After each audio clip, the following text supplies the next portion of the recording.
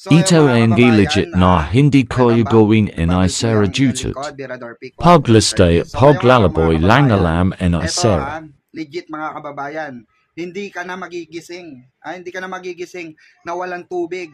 Dahil si PBBM po mga kababayan, siniguradong maayos ng lahat ang mga water transmission sa buong Pilipinas buong Pilipinas po mga kababayan. For the record, ulitin natin, buong Pilipinas po. Okay?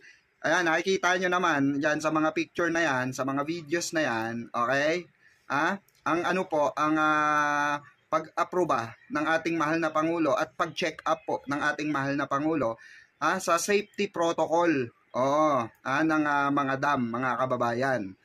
May mga approval engineering na po, validation at safety checks na hindi pwedeng madaliin mga kababayan. Kailangan dumadaan sa masusing check up po.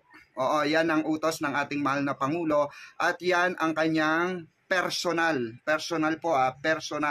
na ipinunta or pagbisita sa mga dam. Okay? Katulad ng Angat Water Transmission Improvement Project Tunnel number 5. Ito nga, nakasulat dyan mga kababayan, nakikita nyo naman, milyon-milyong pamilya ang nakaranas na magising na walang tubig. Totoo naman, 'di ba? Sa mga squatters area, 'di ba?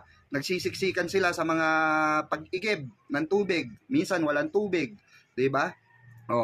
Kaya agad kumilo si PBBM, inuna ang pangangailangan ng tao at ang katatagan ng komunidad. Isang leader na inuuna ang serbisyo bago ang sistema sa bagong Pilipinas. Ayon sa balita yan ayon sa balita ng bagong Pilipinas. Okay, totoo naman mga kababayan, no doubt naman. First time nga nating nakaranas ng ganito mga kababayan na kung gaano ka 'di ba, ka-present ang ating mahal na Pangulo para i-double check lahat ng mga bagay-bagay, 'di ba? Hindi yung puro lustay, hindi yung puro travel, 'di ba? Ito yung sinasabi natin, hindi nagagawa ng mga DDS ito, hindi na mga nagagawa ng mga Duterte Black ito, mga kababayan. Yung bisitahin yung kanilang mga proyekto, wala pong nakakagawa nito. Si Presidente BBM lang ang nakagawa nito, na lahat ng proyekto ng gobyerno ay kanyang binibisita. 'Di ba? Transparency ika nga. Makita natin, 'di ba? Buti nga may mga ganitong klase na ng balita, mga kababayan. Unlike before, 'di ba? Natahimik lahat na nagnanakaw. Sa panahon ni PBBM nabulabog lahat ng tahimik na nagnanakaw, 'di ba? Kaya ito mga kababayan, patunay ito na meron tayong totoong leader na nagtatrabaho para sa sambayan ng Pilipinas.